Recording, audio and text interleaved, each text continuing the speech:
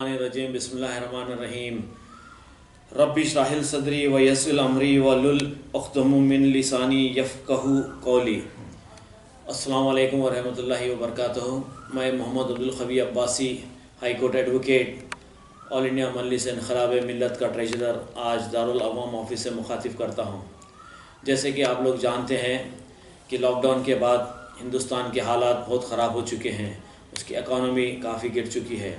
ऐसे वक्त जबकि लोग परेशान हैं, ऐसे वक्त अल्कोहल लिकर को जो गवर्नमेंट ऑफ इंडिया ने इजाज़त देकर खोल दिया है, ये जो 45 दिन से जो सोशल डिस्टेंस था वो सब ख़त्म हो गया है।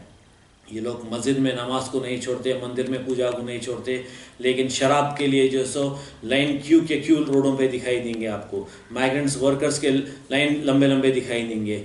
क्या शराबी इकोनॉमी पलटा के ला सकता था? कई ऐसे सेक्टर से बिजनेस जिससे जो है सो वो ओपन करते तो ये शराब खुल के और प्रॉब्लम में ला दिए। और आने वाले हालात में आप देखना है कि लावा फुटेसा फूटेगा कोरोना वायरस। क्यों? मतलब सोशल डिस्टेंस ख़त्म हो चुका है, लोग एक दूसरे के आंख पे गिर रहे हैं। इससे कई वाक़यात हो गए कल एक ही दिन में।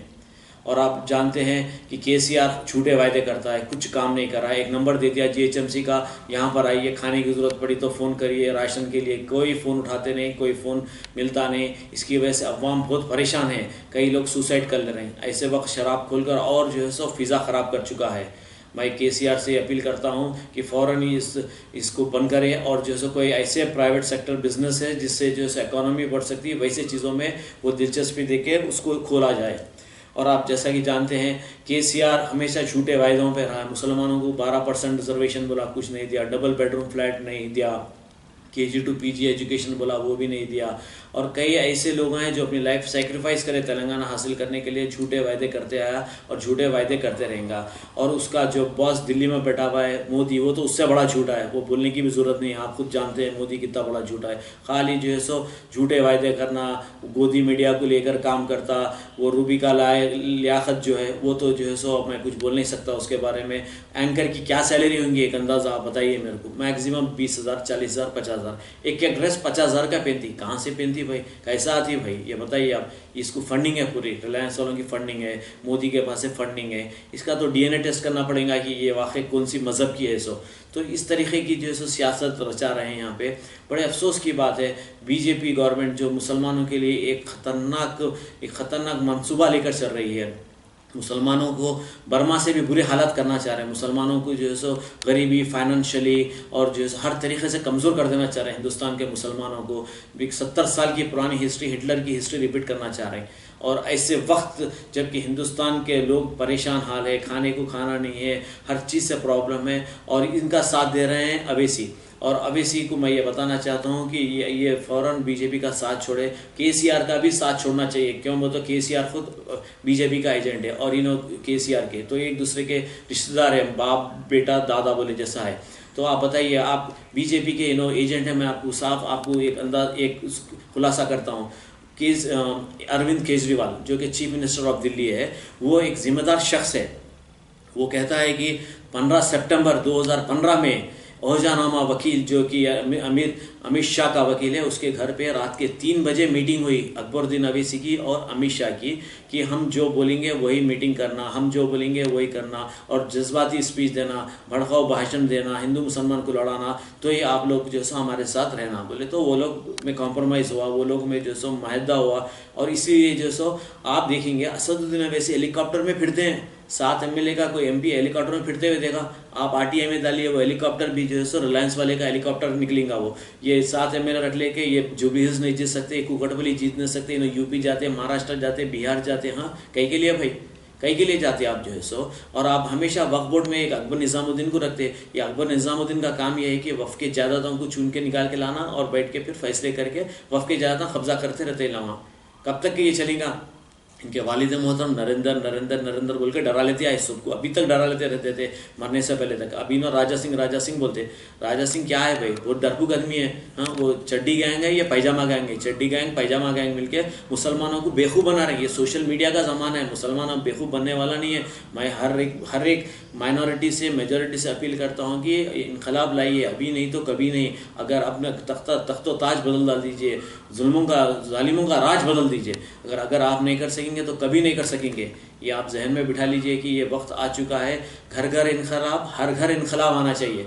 जब तक कि जो है सो कुछ चेंजेस नहीं आ सकते। मैं आप लोगों को साफ अल्फाज में बता देना चाहूँगा कि जब दारुस्सलाम में का फैसला हुआ था 1970 में, ब्रह्मानंदा रेड्डी सीएम था और MS Sattar chief justice of civil court थे। उन्होंने अपने फैसले में लिख दिया था कि दारुस्सलाम के में 33% अवाम का, 33% पॉलिटिक्स में, 33% ट्रस्ट का भी। कहाँ गया अवाम को, किसको मदद कर रहे हैं हम? इसका भी जो है सो अपील करेंगे, इसका भी हाई कोर्ट में डालेंगे। इनकी भी जो है सो ट्रस्टीज, बाप ट्रस्टी, बेटा ट्रस्टी, उनके बाद उनका बेटा ट्रस्टी। बाहर के लोगों को क्यों नहीं देते ये लोग? बाहर के लोगों को क्यों नहीं आते? ट्रांसपेरेंसी क्यों नहीं रखते? और पूरा फाइनेंस का धंधा करते, पूरा बैंक रह के फाइनेंस का जो है सो बहुत ज़्यादा इंटरेस्ट है, कोई बैंक में नहीं है। अब कल का वाकया देखिए, अब शकील नाम है एक उनका वार्ड मेंबर है, वो वार्ड मेंबर रेप केस में आज से 2 साल पहले। और एक इस्माइल नाम का आदमी था MIM का, वो भी रेप केस में है। अज़ां का केस आप याद दिला देता है। अज़ां में भी जो सो बच्ची का, मासूम बच्ची का बलात्कार हुआ, मुकामी MLA बीच में इन्वॉल्व होकर कॉम्प्रोमाइज़ करे। इसमें कॉम्प्रोमाइज़ कैसा होता था? इसमें तो फैसले होना चाहिए। तो ये जो है सो भ्रष्टाचार, अत्याचार और बलात्कार का कैपिटल बन चुका है हैदराबाद खासतौर से। और यहाँ पे MP से लेकर वार्ड मेंबर तक जो सो फाइनेंसर, लैंड ग्रैबर, वफ के लैंडों को खा जाते ये लोग, रेपिस्ट इन लोगों के पास है, फाइनेंसर्स इनके पास है, मर्डरर्स इनके पास है, पूरा जुल्म और ज़्यादती कर रहे हैं। तो अब ये वक्त आ गया है कि इनकलाब लाना चाहिए, हुकूमत इनकी बदलना चाहिए। ओल्ड सिटी में आके हुकूमत करती हैं, रहते हैं नए शहर में, आते ओल्ड सिटी में। क्या ओल्ड सिटी में कोई भी काबिल तरीन शख्स नहीं है जो इनकी जगह ले सके? हाँ, ये फैसले करते हैं बैठ के कि किसको टिकट देना, किसको नहीं देना, किसका मर्डर करना, किसको फाइनेंस पे लेना, किसकी लैंड ग्रैबिंग करना, कौन सी वक्त की जायदाद खा जाना, यह है इनका। आपको मैं आप लोगों से अपील करता हूँ कि जाग जाइए। अगर अब नहीं जागेंगे तो फिर कभी नहीं होगा। अब वक्त आ चुका है, अब वक्त आ चुका है। कुछ बात ऐसी है कि हस्ती मिटती नहीं है हमारी, सदियों रहा है दुश्मन दौरा जहाँ हमारा। दस्त हमने दरिया भी ना छोड़ी, बहते जुल्मा में दौड़ा दिए घोड़े। तो मैं आप सबसे अपील करता हूँ कि आगे बढ़ के आइए, इनकलाब लाइए, ब्रिंग चेंज। आपका मुस्तकबिल है वोट, हिंदुस्तान का मुस्तकबिल है, मुसलमानों का मुस्तकबिल है, तेलंगाना का मुस्तकबिल है। अभी नहीं तो कभी नहीं, याद रखिए। ये वक्त आ चुका है कि आप लोग आगे बढ़ के आना चाहिए और अच्छे बुरे की तमीज़ कीजिए। अगर नहीं कर सकेंगे तो फिर ज़िंदगी भर पछताएंगे। ऐसे मौके फिर नहीं आएंगे आपको कि आपके सामने एक इनकलाब पार्टी चट्टान की तरह बन के खड़ी हुई है। अभी आप ये लॉकडाउन और कोविड में जो है कितने फैमिलीज वगैरह को जो है आप जो किट्स वगैरह बांटे फाइनेंशियली सपोर्ट की? हम करीब ऑलमोस्ट लाखों रुपए का जो है सो किट्स भी बांटे और पैसों से भी मदद करे, दवाखानों में खाना भी ले जाके दिए। हर तरीके से कर रहे हैं, हर तरीके से जो हो सकता था कर रहे हैं, करते रहेंगे और इंशाल्लाह ताला आगे भी करेंगे। ये आपको किसी से फंडिंग हो रही सभी है या आप अपना पर्सनली आप लोग पार्टी की तरफ से? पर्सनल पार्टी की तरफ से हो रहा, किसी का फंडिंग नहीं है। जैसा कि आप मजलिस में देखेंगे, MRO RDO लेके आता, चावल राशन पानी आता, इन्हों आके खड़े आते, क्या बोले तो हम लोग दे रहे। ये गवर्नमेंट का आदमी नहीं आता, अगर प्राइवेट आदमी बांट रहे तो याद रखिए आप, समझे ना आप। ये अकबरुद्दीन अवैसी और राजा सिंह का एक मैकेनिक ऐसा एग्रीमेंट है, बिजनेस डेवलपमेंट एग्रीमेंट है, दोनों पार्टनर्स है और बाहर पब्लिक को बेवकूफ़ बनाते ये लोग। तो आप लोग व्हाट्सअप का ज़माना है, सोशल मीडिया का ज़माना है, अवेयरनेस लाइए, इनकलाब लाइए, चेंज लाइए, वरना अभी नहीं तो कभी नहीं। मैं आप लोग से ये अपील कर रहा हूँ, आगे बढ़ के आइए और जिस किसी को भी जो तकलीफ हो रही है हमारे कहीं आइए। आप आवाज़ नहीं उठाएंगे तो फिर हमेशा आपकी आवाज़ ख़त्म हो जाएंगी आपकी। ये आप लोग की तरफ से पार्टी से जो एक PIL भी डाले बोल के बताए थे गाड़ियों का जो है रिलीजिंग के लिए? जी हाँ, हमने पब्लिक इंटरेस्ट लिटिगेशन फाइल किया था ऑनरेबल चीफ कोर्ट पे। Under the pressure of honourable chief court of Telangana state, government मजबूर हो गई गाड़ियां रिलीज करने के लिए। Government was under pressure to release the vehicles और हमारे पब्लिक इंटरेस्ट लिटिगेशन की वजह से ये हुआ। आप देखें मोगलपुरा SI का भी ट्रांसफर हमारी वजह से हुआ, गोलकुंडा होमगार्ड का भी जो है सस्पेंशन हमारे रिप्रेजेंटेशंस में हुआ, हमारे पार्टी के रिप्रेजेंटेशंस में हो रहा है जो भी काम हो रहा है सो जी। और आप आंध्रा में देखिए केमिकल पॉलीमर फैक्ट्री का जो हुआ है, बहुत बड़ा हादसा हुआ है। अल्लाह उनके फैमिलीज को हिम्मत अफजाई करे और वहाँ के जो CM है जगन मोहन रेड्डी 21 करोड़ रुपए एक्स ग्रेशिया दिए। बहुत खुशी की बात है, हिंदुस्तान के कोई CM PM नहीं दिया होगा, इतना बड़ा कारनामा है उनका। मैं उनका बहुत ही तारीफ़ करता हूँ, उनका बहुत अच्छा काम करे वो।